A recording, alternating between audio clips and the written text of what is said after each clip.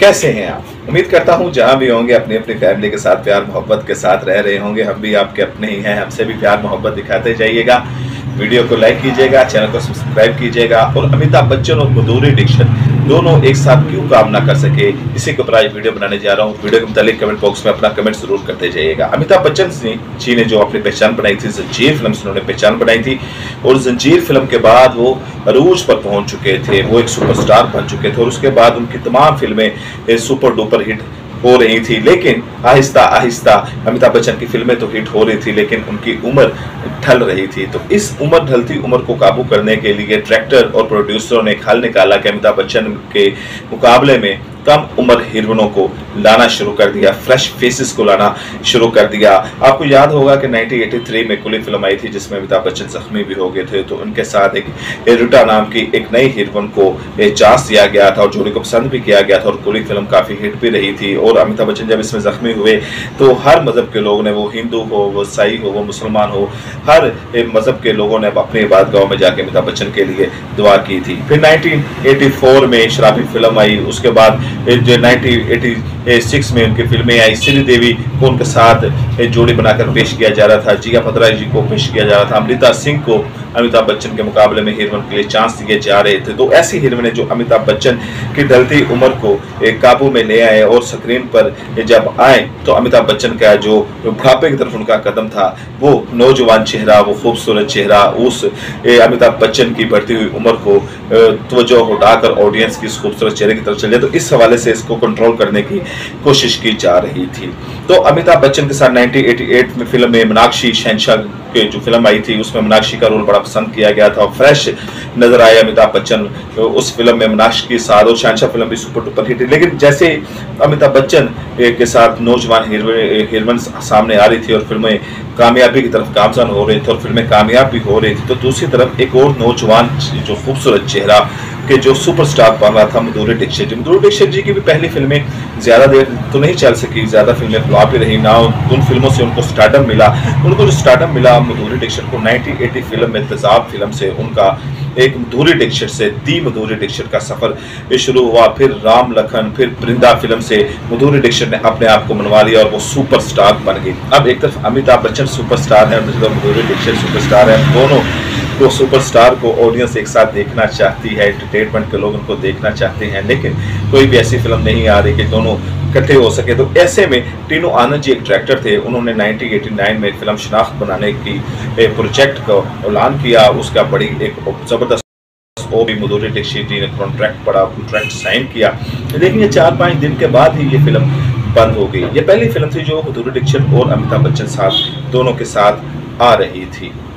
वाकया कुछ यूं हुआ। अब ये भी कहा जाता है कि अनिल कपूर जी ने मना किया था कि अनिल कपूर और जो माधुरी दीक्षित दोनों के दरमियान बड़ी क्लोजनेस बन गई थी और ये प्यार मोहब्बत वाली ही क्लोजनेस थी, दोनों का रिश्ता बड़ा गहरा और करीबी हो चुका था अनिल कपूर का माधुरी दीक्षित का। अब ये एक र्यूमर्स है, अफवाह है कि अनिल कपूर जी ने मना किया कि माधुरी दीक्षित अमिताभ बच्चन के साथ काम ना करे, तो शायद इस वजह से फिल्म से हिट साइड रोल करवा दिया गया था इस फिल्म को।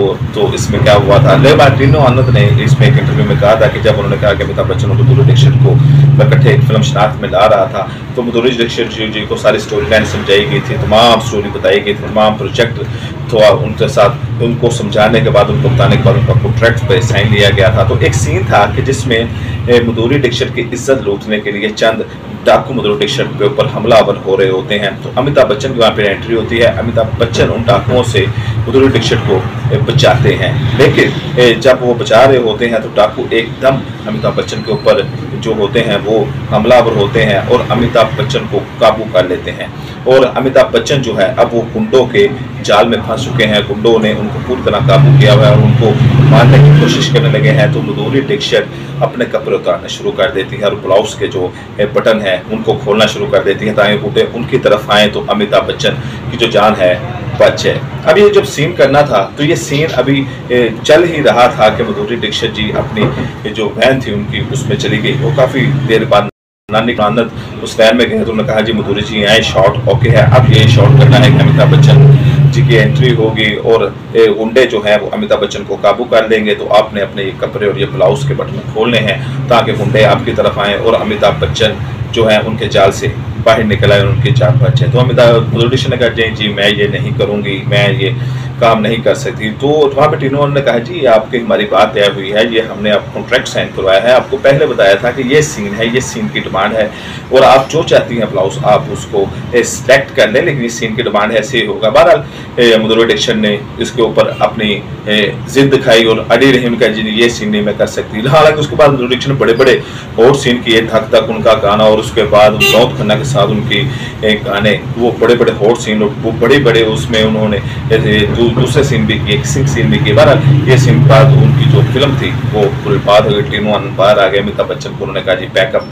तो अमिताभ बच्चन ने कहा जी छोड़े पड़ा जो भी हो गया आप ऐसे ना करें, लेकिन टीनू आनंद ने मना कर दिया कि नहीं जी ये फिल्म नहीं बन सकती, ये फिल्म पूरी तरह पैक हो गई। फिर उसके बाद जब 1997 में अमिताभ बच्चन ने एक इंदर कपूर के साथ एक प्रोजेक्ट का ऐलान किया था, रिश्ता फिल्म बनाने का, आमिर खान ने इसमें था और आमिर खान, अमिताभ बच्चन, मधुरी दीक्षित तीनों नजर आने वाले थे इस फिल्म में। 1997 में इंदर कपूर की बर्थडे पार्टी के ऊपर इसका ऐलान किया गया था, लेकिन ये प्रोजेक्ट भी नाकाम हो गया। फिर 1998 में बड़े मियाँ छोटे मियाँ में मधुरी दीक्षित और गोविंदा जी थे, वो नजर आए। बहरहाल एक वो सीन जो फिल्म एक शाकाश फिल्म बनती शायद, जिसमें Amitabh Bachchan superstar, Madhuri Dixit lady superstar थी, उन दोनों का कॉम्बो हो जाता टीनू आनंद के डायरेक्शन में, तो शायद वो शनाख्त फिल्म भी सुपर डुपर हिट हो जाती। बहरहाल नहीं हो सकी सिर्फ एक सीन की वजह से। तो आप कमेंट बॉक्स में बताइएगा कि क्या आप मधुरी दीक्षित और अमिताभ बच्चन को अब भी एक साथ स्क्रीन पर देखना चाहते हैं। आपसे मुलाकात अगली वीडियो में करूँगा। इजाज़त।